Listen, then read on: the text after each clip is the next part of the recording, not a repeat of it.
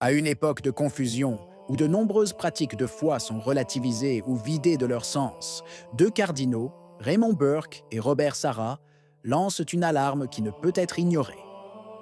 Ils ne parlent pas de théories abstraites, mais d'une pratique concrète, simple et profondément catholique. Voulez-vous vraiment comprendre pourquoi ce geste oublié pourrait être la clé de notre avenir? Alors, restez avec nous. À une époque où la foi semble souvent reléguée aux marges et où la dévotion populaire est considérée avec suspicion, deux éminents cardinaux, Raymond Burke et Robert Sarah, ont décidé de prendre l'initiative et de relancer de manière décisive la pratique du premier samedi. Leur voix n'est pas isolée, mais le signal d'un courant qui traverse l'Église et qui appelle à un retour à ce que Notre-Dame elle-même avait demandé à Fatima puis à Pontevedra: réparation à son cœur immaculé. 100 ans après cette demande, leur appel résonne comme un appel fort et presque prophétique, contrastant avec le silence et l'indifférence qui ont recouvert cette dévotion pendant des décennies. Nous ne parlons pas ici d'un simple exercice de piété privée, mais d'un geste qui a des implications universelles, spirituelles et même politiques, car il est lié au destin de la paix et au salut des âmes. La nouvelle, rendue publique par le National Catholic Register le 30 août 2025, a suscité des discussions. Certains l'ont salué comme un retour à l'essentiel, tandis que d'autres, agacés, l'ont qualifié de régression vers un catholicisme trop lié au passé. Mais c'est précisément dans ce climat de confusion que l'initiative des deux cardinaux résonne comme une invitation à redécouvrir la puissance cachée d'une dévotion capable de changer l'histoire. Le 10 décembre de cette année marquera le centenaire d'une demande céleste que beaucoup ont préféré oublier, celle formulée par Notre-Dame à Pontevedra en 1925, lorsqu'elle demanda aux fidèles de pratiquer la dévotion des premiers samedis en réparation des offenses contre son cœur immaculé. 100 ans ont passé, mais le monde semble plus sourd que jamais à cette invitation, et la nécessité d'y obéir n'a jamais été aussi urgente. À une époque marquée par des conflits permanents, un relativisme qui dévore la foi et une Église souvent hésitante à parler clairement, le centenaire n'est pas un anniversaire comme les autres. C'est un rappel, presque un avertissement. C'est précisément pour cette raison que les cardinaux Burke et Sarah ont choisi de lier leur appel au poids symbolique de cet anniversaire, conscients qu'il ne s'agit pas simplement de célébrer la mémoire d'un événement passé, mais de raviver une flamme spirituelle capable de répondre aux blessures du présent. Le message de Pontevedra, accueilli à l'époque avec dévotion par certains et scepticisme par beaucoup, revient aujourd'hui comme une urgence prophétique qui démasque l'indifférence et appelle les catholiques à un choix clair: rester spectateurs du déclin ou devenir instrument de réparation, comme Notre-Dame l'avait demandé avec des mots simples mais terribles. C'est depuis la France qu'est née, au début de cette année, une initiative qui tente de redonner vie à cette dévotion oubliée. Elle s'appelle Alliance des premiers samedis de Fatima et regroupe des associations et des mouvements catholiques déterminés à diffuser la pratique demandée à Pontevedra dans le monde entier.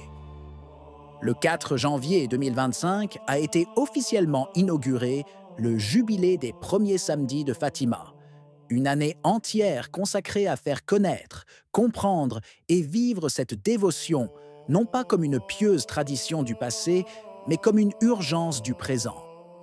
L'objectif affiché est clair: rappeler aux hommes et aux femmes d'aujourd'hui que Notre-Dame a demandé cet acte d'amour et de réparation, et que de la fidélité à cette demande dépendent la paix, la conversion des peuples et le triomphe de son cœur immaculé. Il ne s'agit pas seulement de paroles pompeuses, mais d'un programme spirituel qui prend au sérieux la promesse céleste. Les promoteurs de l'Alliance invitent les fidèles à s'unir personnellement et à travers des groupes locaux pour créer de véritables villes du premier samedi, des espaces où les chrétiens se rassemblent pour réaliser ensemble les pratiques demandées par la Madone. Beaucoup imaginent que la dévotion du premier samedi est quelque chose de compliqué, presque impossible à vivre dans le rythme chaotique du monde moderne. En réalité, comme l'a expliqué Sœur Lucie, la voyante de Fatima, Ce sont 4 gestes simples que chacun peut accomplir avec un cœur sincère. Le premier est la confession, faite quelques jours avant ou après le sabbat, dans l'intention de réparer les offenses faites au cœur immaculé. La deuxième est la communion, reçue de préférence le jour même, en signe d'union concrète avec le Christ. La troisième est la récitation du rosaire, d'au moins 5 dizaines, qui devient un souffle de l'âme plutôt qu'une répétition de formules. Enfin, le quatrième acte, un quart d'heure de méditation sur les mystères du rosaire, pour approfondir la vie du Christ et de Marie. 4 gestes qui ne demandent aucun effort extraordinaire, mais simplement la volonté de répondre à un appel du ciel. Mais derrière cette simplicité se cache une force immense, car Notre-Dame a promis que quiconque vit ses actes avec sincérité recevra son aide à l'heure de la mort et la grâce du salut. C'est un engagement modeste, comparé à l'immensité du don assuré. Et c'est précisément cette disproportion qui fait de la dévotion des premiers samedis l'un des grands trésors cachés de la spiritualité catholique. Le cardinal Raymond Burke, prêchant en juin dernier au sanctuaire de Notre-Dame de Guadeloupe, dans le Wisconsin, a rappelé que la dévotion des premiers samedis n'est pas un acte isolé, mais un véritable mode de vie. Il ne suffit pas d'accomplir mécaniquement les gestes demandés. Ils doivent devenir un chemin quotidien de conversion, un appel continu au cœur du Christ, guidé par la protection maternelle de Marie. C'est pourquoi Burke avertit que le plus grand risque n'est pas de ne pas commencer la pratique, mais de la réduire à une formalité sans ferveur, en oubliant que ce que l'enfant Jésus demandait à Lucie était un amour sincère, capable de consoler la mère plus que des paroles récitées distraitement.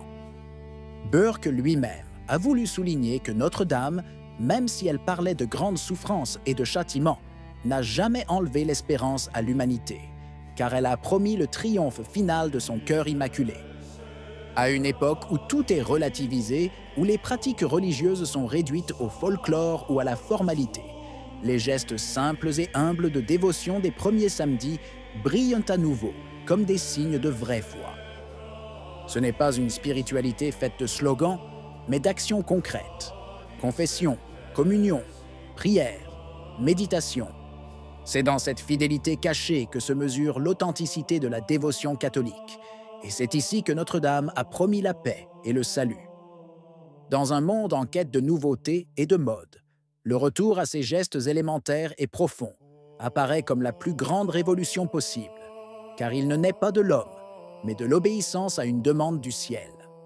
Et c'est précisément cette obéissance, fragile et persévérante, qui peut encore changer l'histoire.